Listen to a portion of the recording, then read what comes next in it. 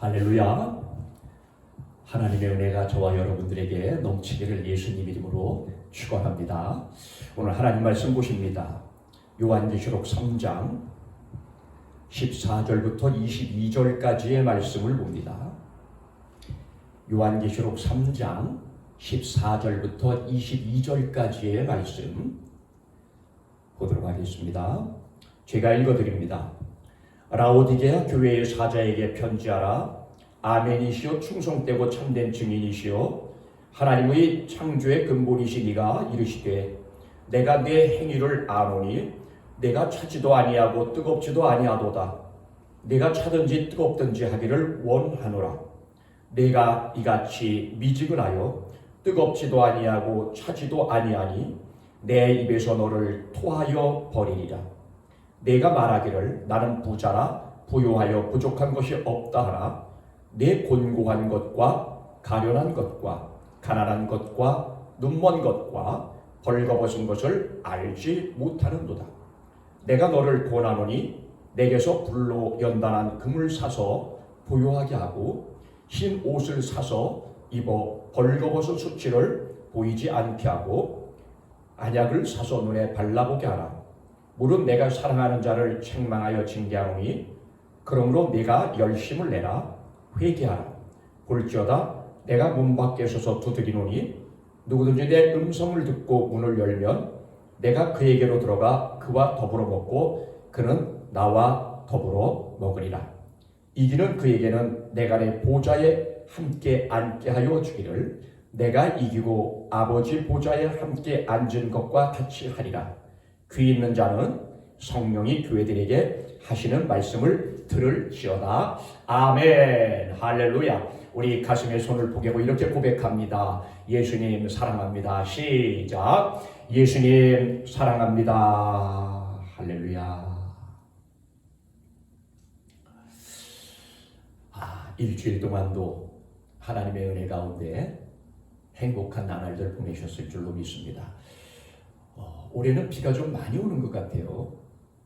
앞으로는 어떻게 될지 모르지만 비로 인하여서 참 많은 사람들이 우산을 준비 안 했다가 횡설수설하고 갈팡질팡하는 모습을 보면서 말세의 끝을 맞이한 이때에 우산을 준비하듯 우리가 예수님을 마음속에 잘 준비하고 있어야 되겠다 하는 그러한 생각을 잠깐 해보았습니다.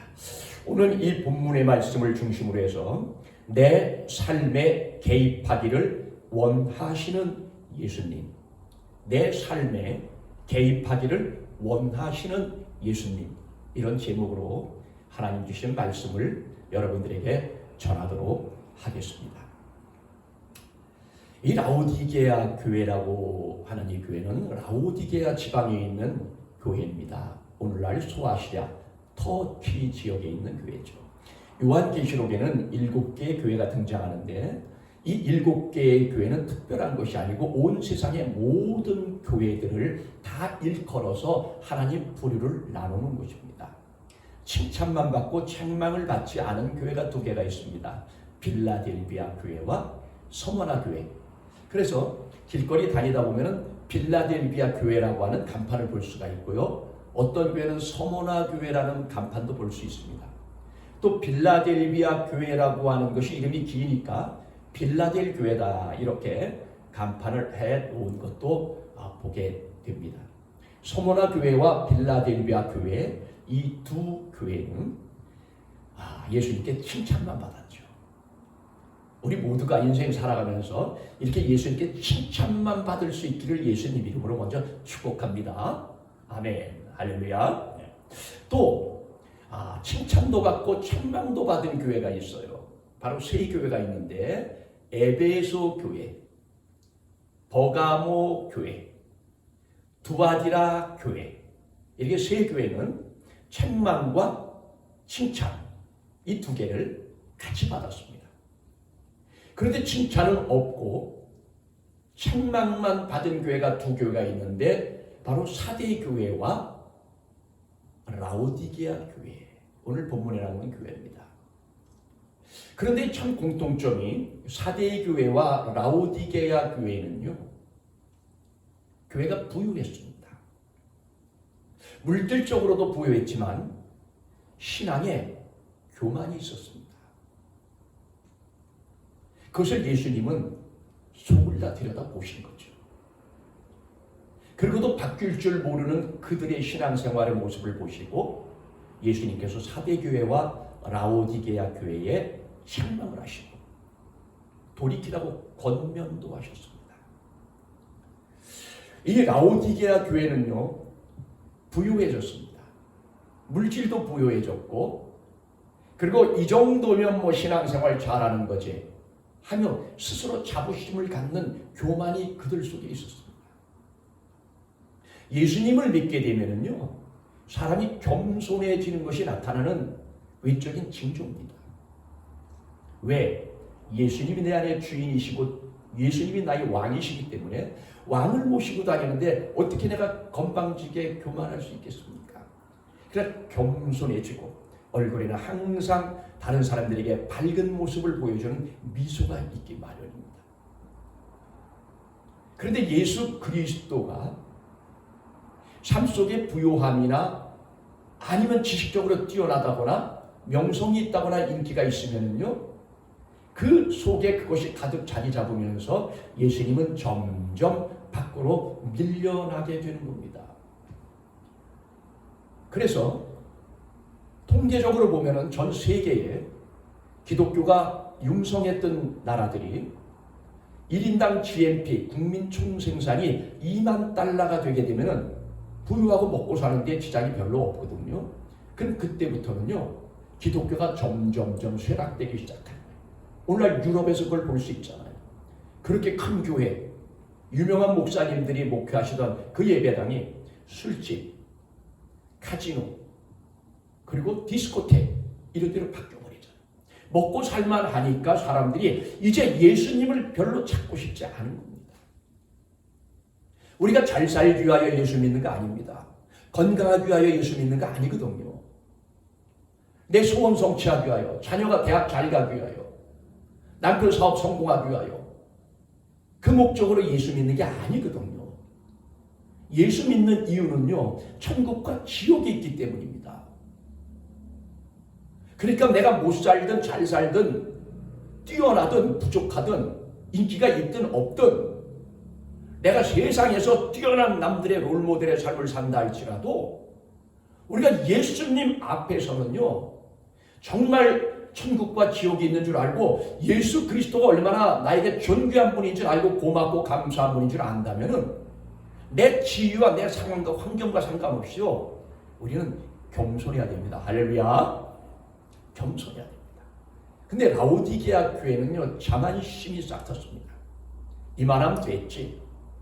자기들은 예수님을 잘 믿고 있다고 생각했지만 예수님을 점점 문 밖으로 몰아내고 있었던 거죠. 이거는 신앙생활 잘 하는 것도 아니고 아예 안 하는 것도 아니고, 그래서 예수님이 경고하시는 겁니다. 내가 뜨겁든지 아니면 차든지 하라. 그렇지 않으면 내가 너희를 내 입에서 뱉어버리겠다는 겁니다. 예수님이 버리겠다는 겁니다. 여러분, 기생충이 가장 많이 서식하는 물이 미지근한 물입니다. 뜨거운 물이면은 기생충이 서식을 못합니다. 모기가 그곳에 알을 낳지 못합니다. 아주 찬 물도 마찬가지입니다. 그런데 이것도 아니고 저것도 아니고 미지근하다 그러면은요, 알을 낳기가 가장 적합한 환경이 되죠. 그래서 그곳에다가 알을 낳게 되는 겁니다. 우리가 그릇에 빗물이 떨어지거나 아니면 물을 담아놨다 쏟았는데도 물이 조금 모여 있으면요, 이것이 미직지근해집니다. 그럼 미직지근해지게 되면은요, 거기에 우리 모르게 모기와 파리 같은 것이 와가지고 앉아있다가 알을 낳게 되는 거예요. 예수님 보실 때 라오디게아 교회는 하나님이 주시는 복을 풍족히 받은 교회죠.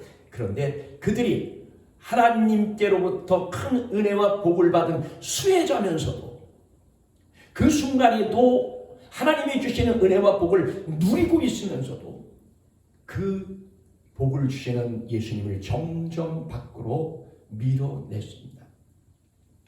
그러면서 신앙이 미직진해지자 예수님이 뜨겁든지 차갑든지 해라. 그렇지 않으면 내가 너희들을 버려버리겠다. 여러분, 예수님이 버리시면 그 사람은요, 세상에서 태어나지 않았던 것보다도 못한 겁니다. 왜? 지옥이니까요.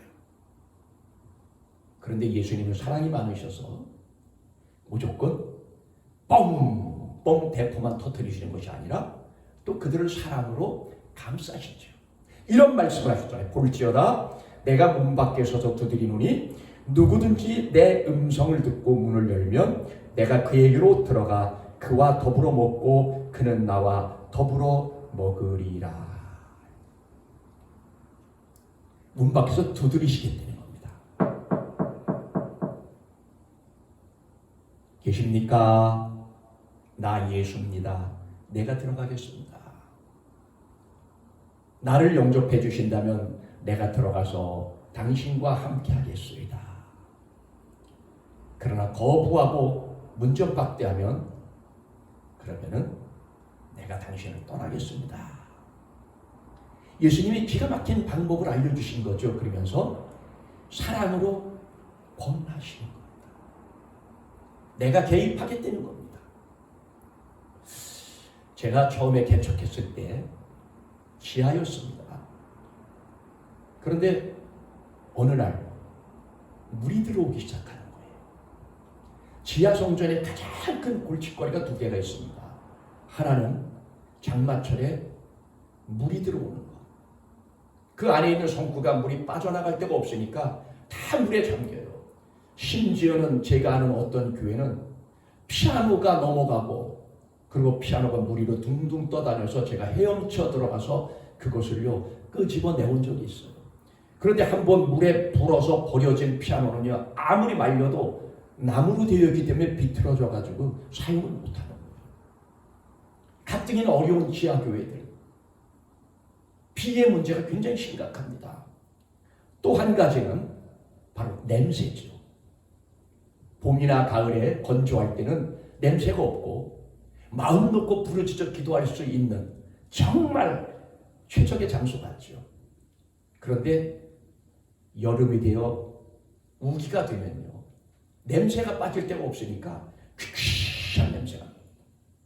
목회자들이 그곳에서 기도를 하거나 예배를 드리고 나오면요 햇빛에 바짝 마르기 전까지 지나가는 사람들한테 아주 불쾌한 냄새를 풍깁니다. 그런데 저희 예배당에 물이 들어온 거예요. 그날따라 비가 얼마나 쏟아지는지 막 화살이 떨어지는 거예요. 화살이.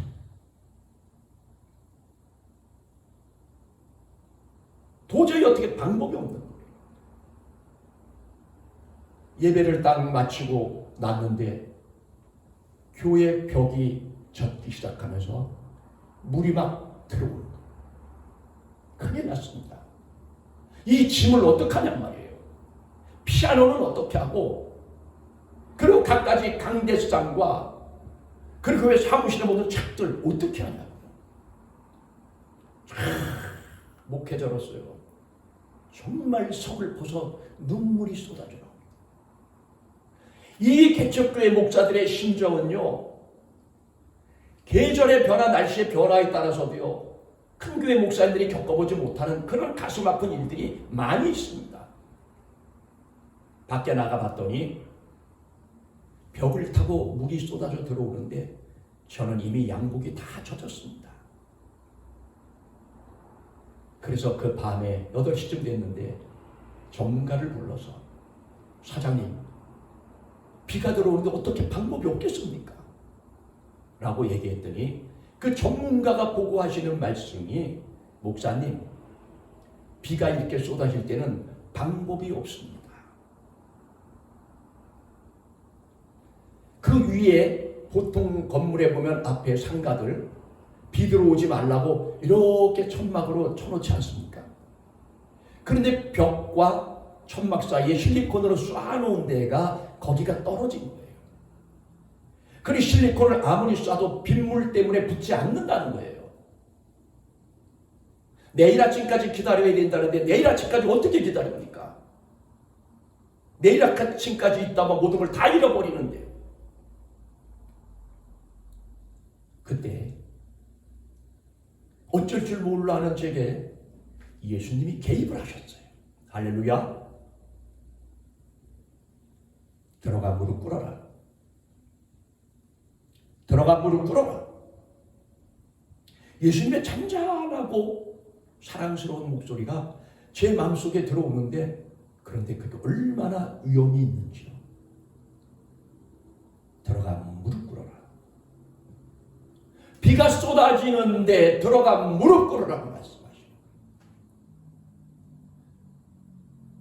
그때 저는요, 방법이 없고 전문가도 어떻게 할 수 없다 그래서 예수님이 강력하게 하시는 말씀에 순종해서 다시 지하로 들어가서 젖은 몸으로 제단 앞에 무릎을 꿇었습니다. 하나님, 어떻게 하면 좋습니까? 이때 하나님이 제게 딱 한마디 하셨습니다. 생각조차 하지 못했던 한마디를 예수님이 하셨습니다. 점토. 점토. 그 밤에 누가 점토를 생각합니까? 그런데 예수님이 들어가 무릎 꿇어라. 아무리 급해도 무릎부터 꿇어라. 내가 개입하시겠다는 거죠. 무릎을 꿇었더니 딱 한마디, 다른 말씀도 필요 없으시고 점토. 그 순간 머리가 팍 돌아가더라고요. 그래, 물이 있을 때 점토는 잘 붙지. 와, 하나님 정말 기가 막히시더라고요. 그래서 뛰쳐나가서 아내에게 얘기했습니다. 여보, 빨리 문구사진 가봐요. 혹시 점토를 지금 파나? 문이 열려있는 데가 있나? 그 밤에 비가 쏟아지는데 무슨 문구점이 문을 열어놨겠습니까? 그런데 아내가 가더니 문이 마치 열려 있어서 빨래비누처럼 생기지 않았습니까? 점토 500원씩 그거를요 5개를 사왔습니다.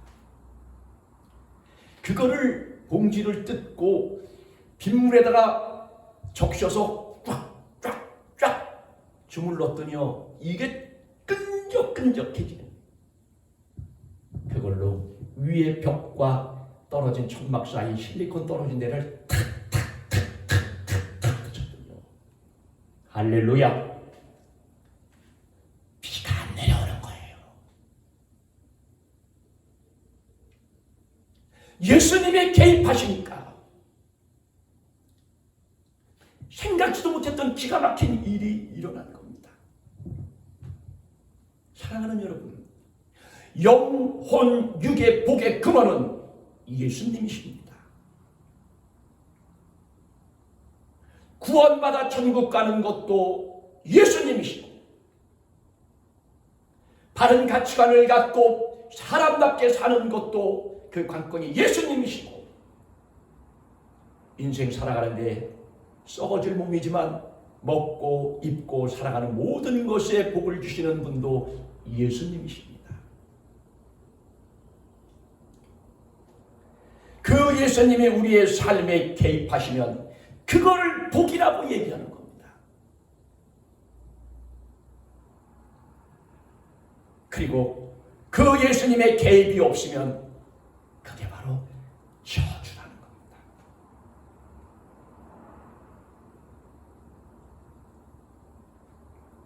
성경에 많이 나와 있죠. 몇 가지만 볼까요? 아담과 하와, 하나님이 분명히 선악과를 따먹지 말라고, 따먹는 날에는 정령 죽으리라. 예외가 없다는 겁니다. 그런데 선악과를 따먹었습니다. 하나님이 말씀하셨음에도 불구하고 그것을 대놓고 거겼습니다.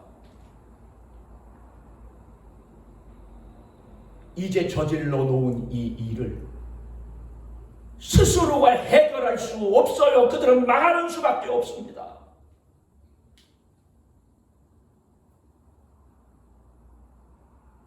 그런데 하나님께서 개입하셨잖아요. 양을 잡아서 가죽옷을 입혀서 그들이 지옥 갈 부끄러움을 가려주셨잖아요. 개입하시니까 사는 겁니다.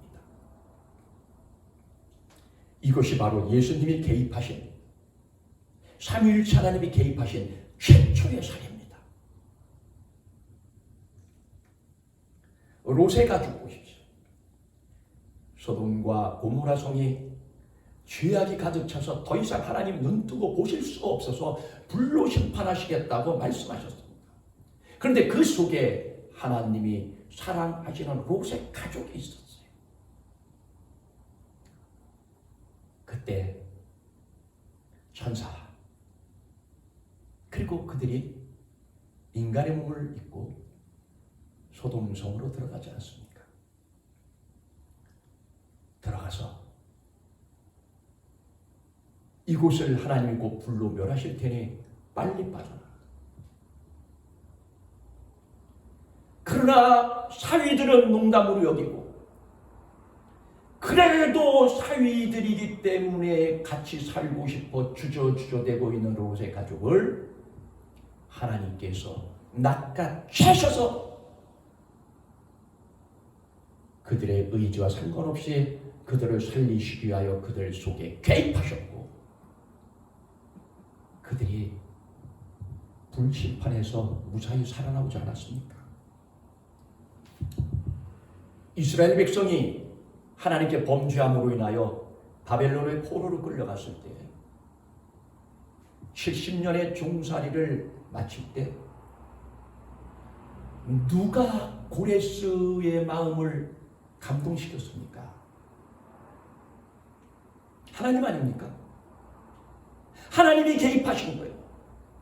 그것도 원수의 나라의 왕을 하나님이 개입하셔서 그의 마음을 돌려놓으시니까 그가 하나님이 주시는 감동을 받아 이스라엘 백성을 내보내잖아요. 베드로도 마찬가지. 밤새 고기 잡았는데 한 마리도 잡지 못한, 이제까지 이러한 일이 없었습니다. 만일의 경우 어젯밤에 오늘은 나가봐야 고기를 못 잡을 거라는 결론에 내렸으면 나갈 필요 없죠. 피곤하게 헛수고니까요. 근데 잘 될 것 같았거든요. 잡을 수 있을 것 같았어요. 나가면은 적어도 허탕은 안 칠 줄 알았거든요.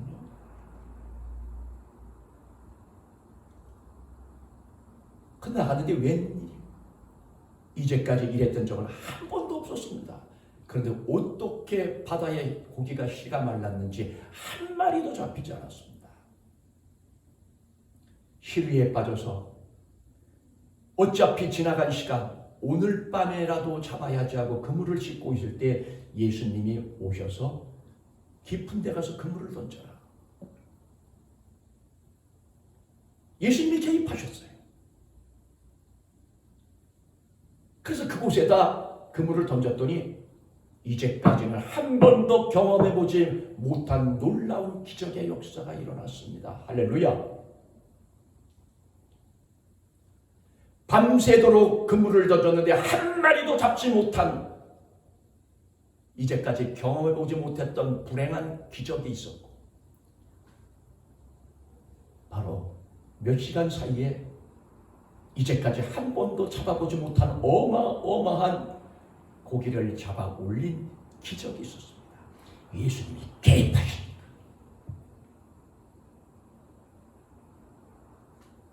하나만 더 보죠.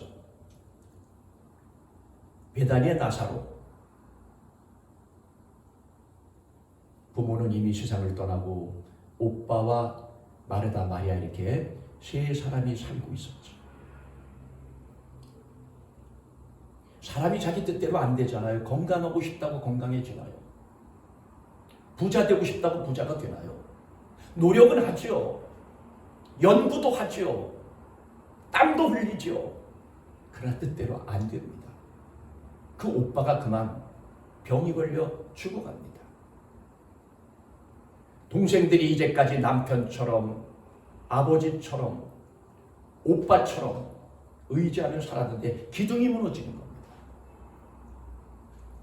그래서 예수님이 멀지 않은 곳에 계신다는 소문을 듣고 사람을 보냈습니다. 아마 달리기가 제일 빠른 사람, 그 사람을 보냈을 것 같아요.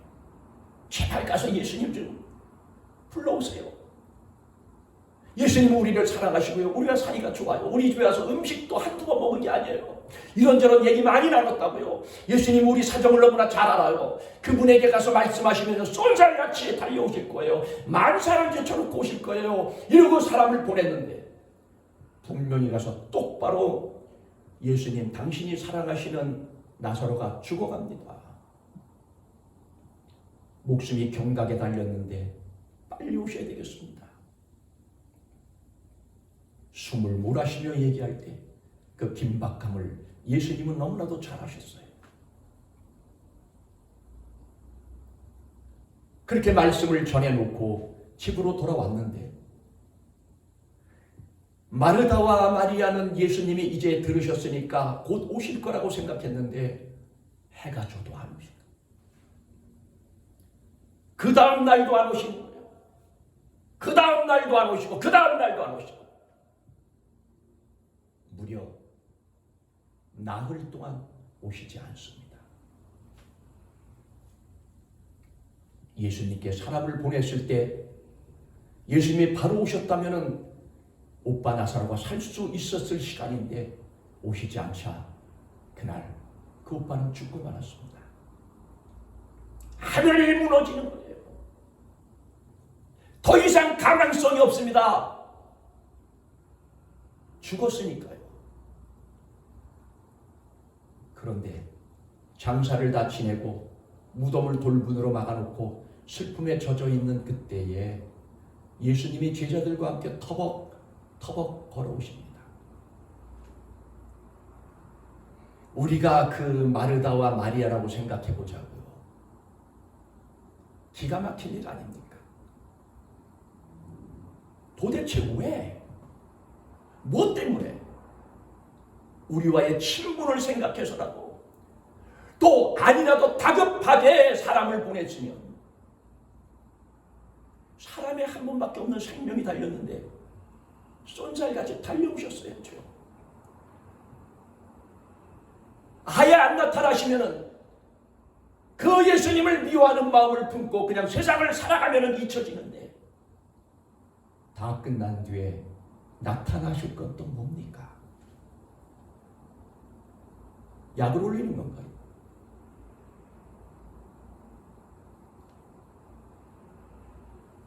예수님의 개입이 시작됩니다. 가자 무덤으로. 예수님, 죽은 지 벌써 나흘이 되어서 시신이 썩는 냄새가 납니다. 다 끝났습니다. 예수님이 말씀하십니다. 내가 믿으면 하나님의 영광을 보리라.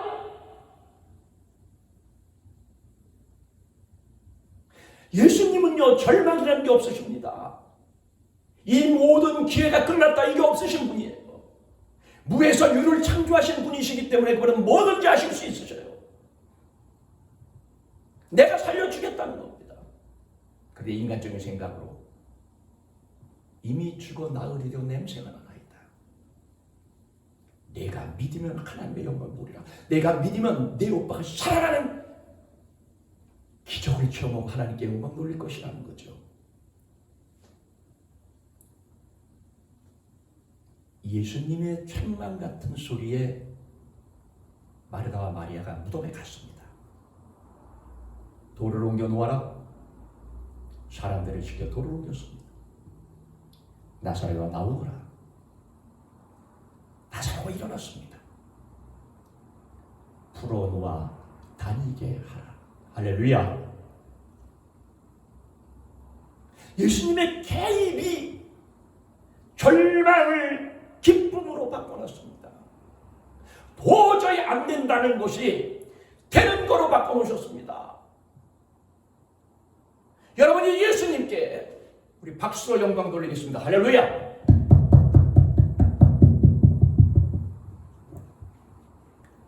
그러나 무엇보다 예수님의 개입으로 인하여 저와 여러분이 사는 사건이 있습니다.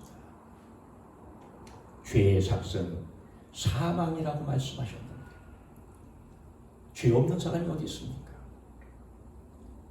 그리 모든 사람이 하나님의 영광에 이르지 못하고 낙화하며 삼천국녀처럼 지옥불로 떨어져 들어가야 되는 상황 속에 하나님께서 인간의 몸을 입고 이 땅에 내려오셨죠. 바로 예수님이시죠. 구원자라는 의미의 예수님, 지옥 갈 사람을 천국으로 길을 바꿔주시는 그 예수님, 그 예수님의 개입이 시작됐습니다. 저와 여러분들의 죄를 몽땅 가져가시고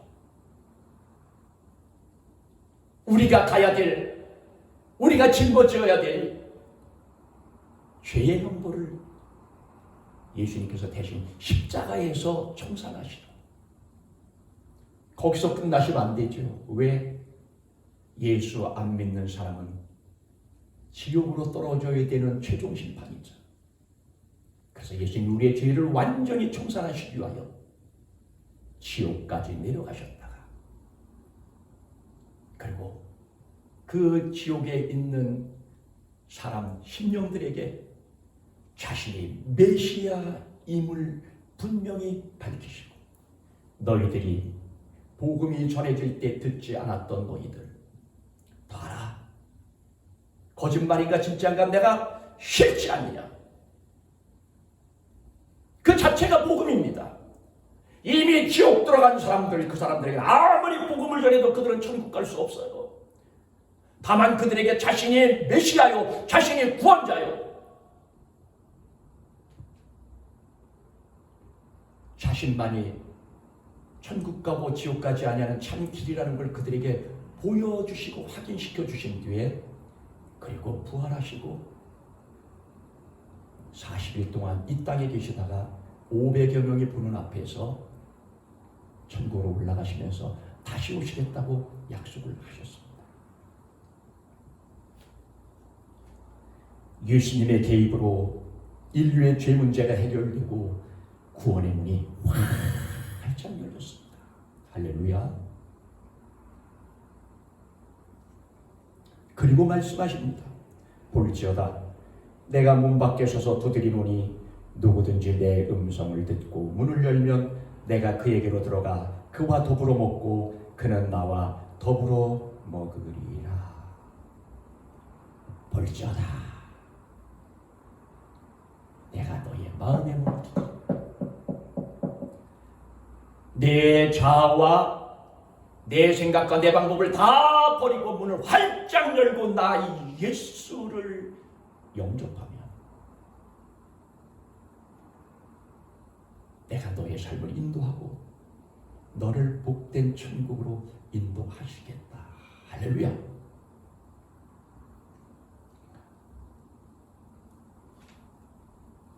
이렇게 개입을 원하시는 예수님의 요구에 선택은 우리 몫이죠. 이것을 선택하느냐 저것을 선택하느냐 우리의 자유입니다. 그러나 그것으로 인하여 뒤따라오는 결과는 스스로 책임져야 되는 거죠. 개입하시도록 열어드리면 영원한 복이 됩니다. 삭개오는 당연히 지옥 갈 사람이죠. 왜? 예수님이 그러셨잖아요. 오늘 이 집에 구원이 이르렀도다. 그러면 예수님을 못 만났다면 삭개오는 지옥 갈 사람이라는 게 나타난 거죠. 평생 동안 악착같이 장애를 딛고 사람들의 눈총을 뒤로하면서 눈물로 세월을 보내며 열심히 일해 부를 누렸잖아요. 힘들고 어렵고 남의 눈총이 있을 때마다 더 열심히 일했습니다. 복수의 마음이 속에서 끌어올리기 시작합니다. 그게 다인 줄 알았어요. 돈이 많고 명예가 있고 권세가 생기니까 사람들을 비웃었습니다. 멀쩡한 너희들은 뭘 하고 있었냐? 장애인인 나도 이렇게 너희를 짓밟고 일어나지 않았느냐? 그러던 어느 날 예수님을 만나게 됐습니다. 그 예수님께서 말씀하시잖아요. 삭개오야 내려오라. 내가 오늘 내 집에 유하여야 하겠다. 성경은 분명히 기록하고 있습니다. 삭개오가 그 말을 듣는 순간 주저하지 아니하고 즐거워하며 예수님을 초청했다. 예수님의 얼굴을 보는 순간 자기 마음속에 꽁꽁 닫아두었던 가슴이 팍 터지면서 주여 내 재산의 절반을 가난한 자들에게 나눠주겠으며 내가 남의 것을 빼앗은 것이 있으면 4배나 갚겠나이다. 그 사람의 재산은 전부 남의 것 빼앗은 겁니다. 1대1로 빼앗은 것만큼 돌려줘도 남는 것이 없을 판인데 4배로 갚아주겠다. 이때 예수님 말씀하시잖아요. 오늘 이 집에 구원이 이르렀도다. 이도 아브라함의 자손임이로다. 할렐루야. 예수님이 개입하셨을 때에 열어드리니까 영원한 복이 그에게 임했습니다. 반면에 개입을 거부하면 영원한 멸망이 기다릴 뿐입니다. 로마서 1장 24절, 26절, 28절에 연거푸 3번 이런 말씀이 기록되어 있습니다. 죄 속에 허덕이는 그들, 음란하고 교만하고 거짓되고 살인하고 수군수군하고 하는 그 모든 죄악 속에서 헤어나올 생각을 안 하고 있는 그들에게, 예수님의 개입을 거부한 그들에게 예수님 말씀하십니다. 내버려 두사. 내버려 두사. 내버려 두사. 그렇게 살다 망하라는 겁니다. 너희는 지옥 갈 존재라는 겁니다. 하나님이 버려버리시겠다는 겁니다. 사랑하는 성도님들, 예수님은 오늘도 저와 여러분들의 마음을 끊임없이 두드리고 계십니다. 예수님을 영접해서 구원받았다 할지라도 삶 속의 순간순간 선택과 결정지어야 할 때 예수님은 우리의 마음의 문을 두드리시면서 예수님이 원하시는 방향과 뜻이 무엇일까?